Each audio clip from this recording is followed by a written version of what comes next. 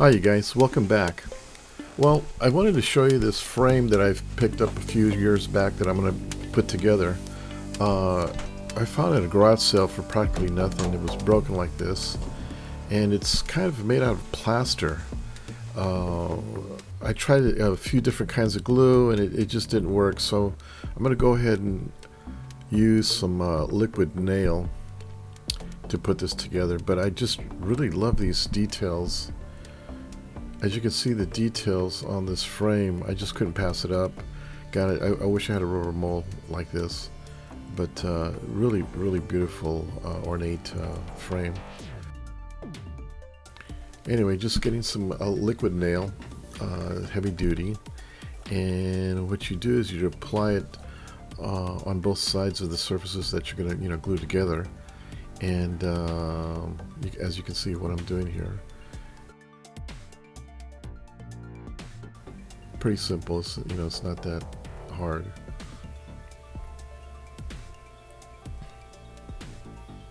Just apply it on the both edges. You don't have to put a lot, but put enough.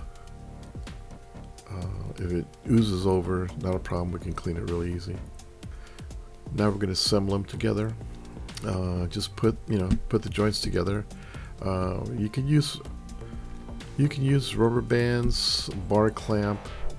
Since this is made out of plaster, I don't know if I want to use a bar clamp. So what I did is this adhesive is quick drying, so I just held it together, put some pressure on it, held it for a couple of minutes, and it held together.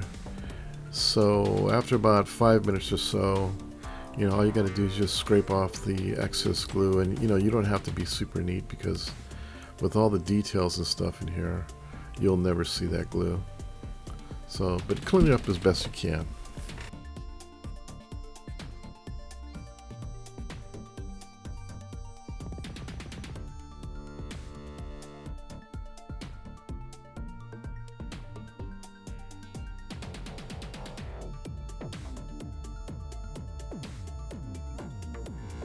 Okay, as you can see, we're on the opposite side, and we're also doing the same thing, just kind of cleaning up the glue. Any excess, just go ahead and blend it in.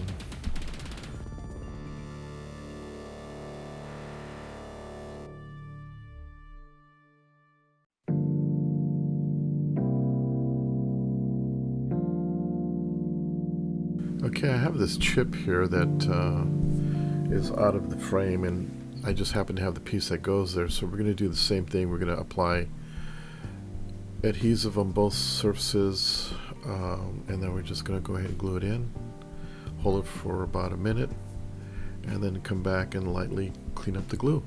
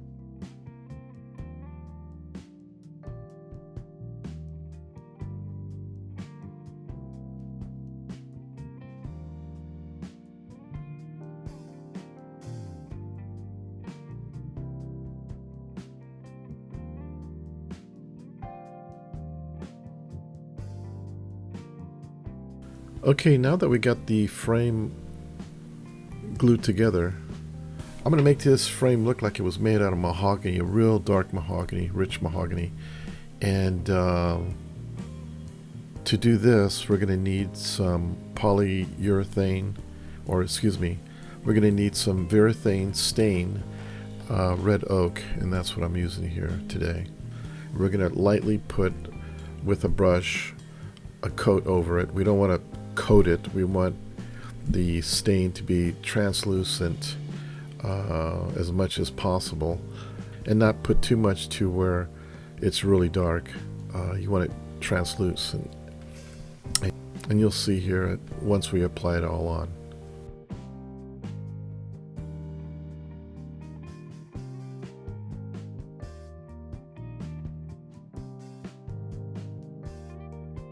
Okay, I've loaded my brush up and I'm just brushing all the flat surfaces. What I'm doing is I'm maneuvering the stain to where I have just enough, like I said, for it to be translucent.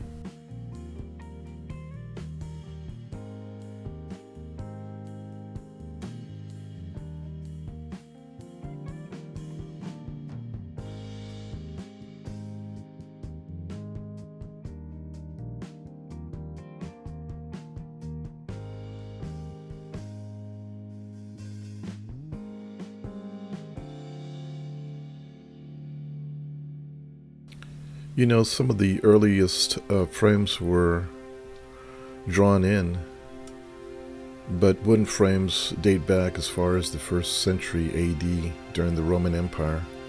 Some have been unearthed in Egypt and preserved alongside with their mummies.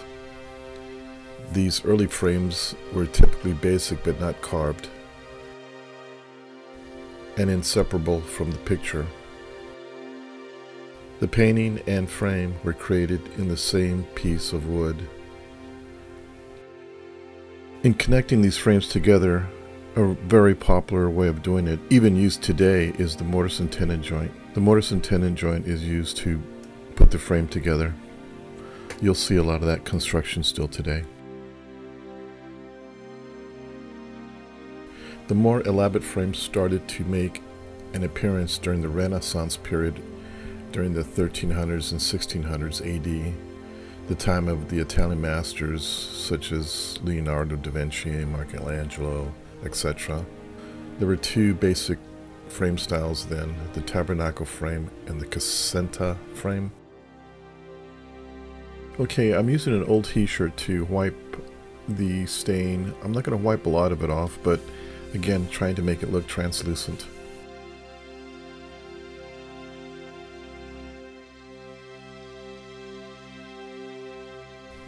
During the Renaissance, frames started to get fancy. They were often gilded or decorated with precious metals or stones, ivory, pearls, tortoise shells, veneer. Craftsmen were also picky about the wood they used. Walnut was their favorite, partly because it was good to carve, but also because it was rich in brown color. Other woods were sometimes stained to match. The Victorian, the industrialization of frames in the 1800s, frames designs became more simplified. A growing middle class meant more people owned art. Frames needed to be easier to produce. A material called composition or compo started to replace wood ornamentation. Compo is a casting material that is durable, high quality, and can be pressed into molds, then added to a more basic wooden frame. Instead of carving the frames, carvers started to create their own intricate molds, which immediately killed the demand for carved wooden frames.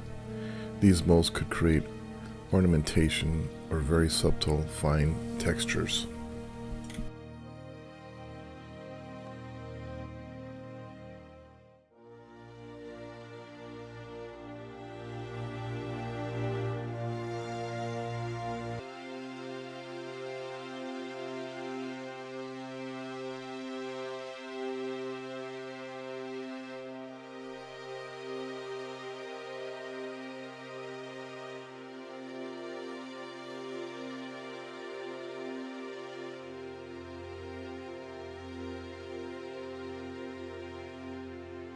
Okay, once we've got our first coat of red oak on there, you can see kind of what it looks like.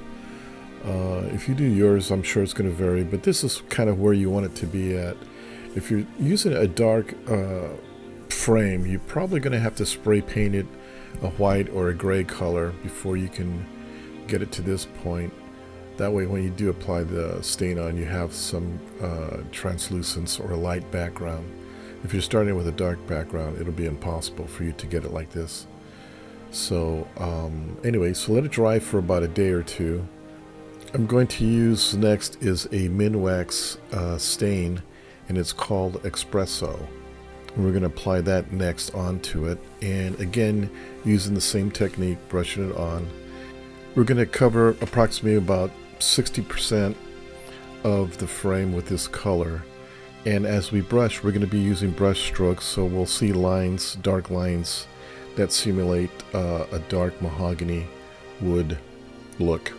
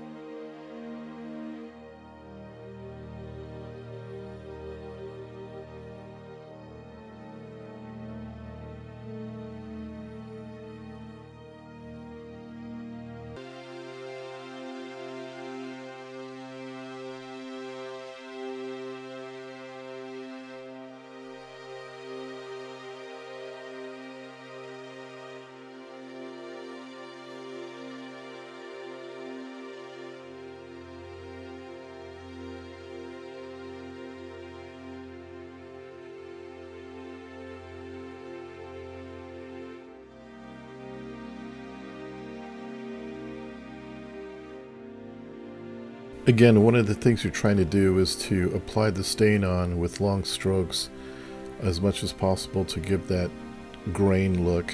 Also try to apply your stain so it looks even, so you don't have one dark area or one dark spot or dark spots. You want it to look natural, and obviously you want the colors to balance. Okay, once you've got your espresso paint on, let it dry for a day or two. Now we're going to apply our gold paint, and when we're painting on the mountain areas, the tops of the mountains, and we're only going to brush in gold paint on the embellishments. And again, we're only applying it on the tops of the mountains, so to speak.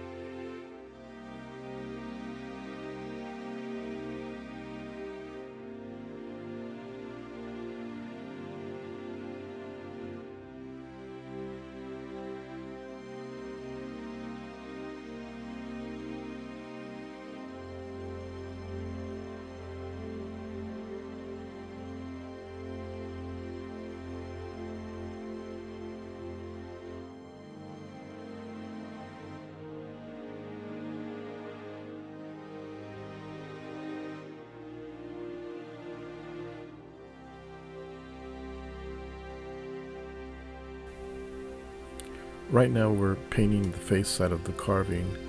If you look on the side, you'll see the carving goes around the frame. You want to touch those areas because this is what gives the frame its deep three-dimensional look. Okay, if you're curious about the type of gold paint I'm using, I talk about it in my first video if you want to go back there. If you want, there'll be a link at the end of this video and it'll get you to my first video.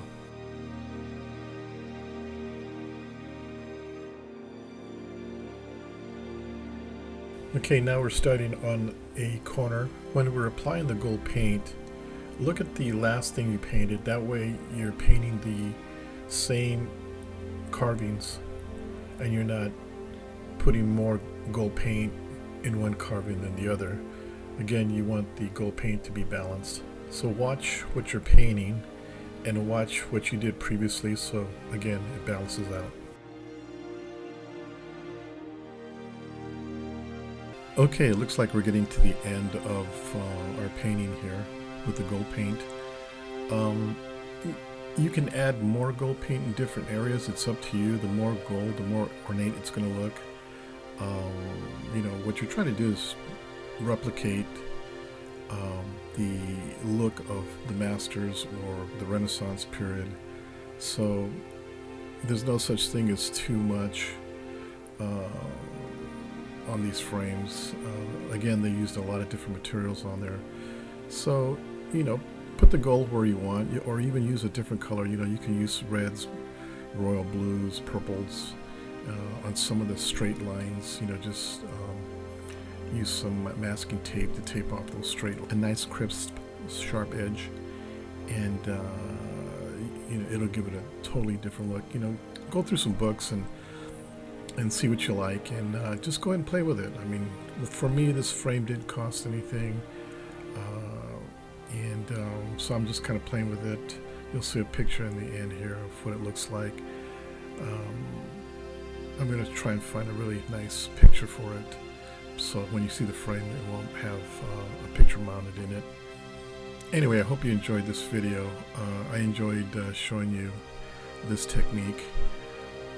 Again, experiment with some of the colors. Look at some of the colors through some catalogs and old history books and stuff, or, you know, including the internet, and you'll get a feel for it.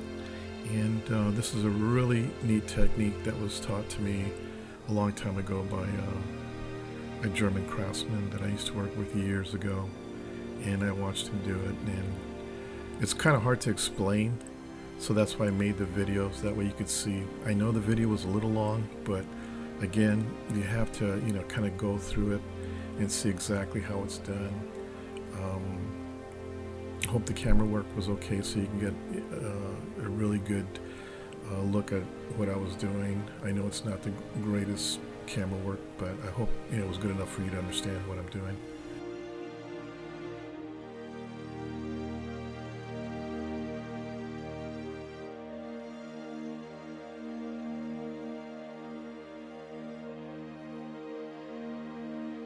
Anyway, thanks for stopping by, and don't forget to like and subscribe. The stains and products that I use will be at, on the bottom of my YouTube. If it's not there, it'll soon be there. And again, don't forget to like and subscribe. We'll see you. Bye.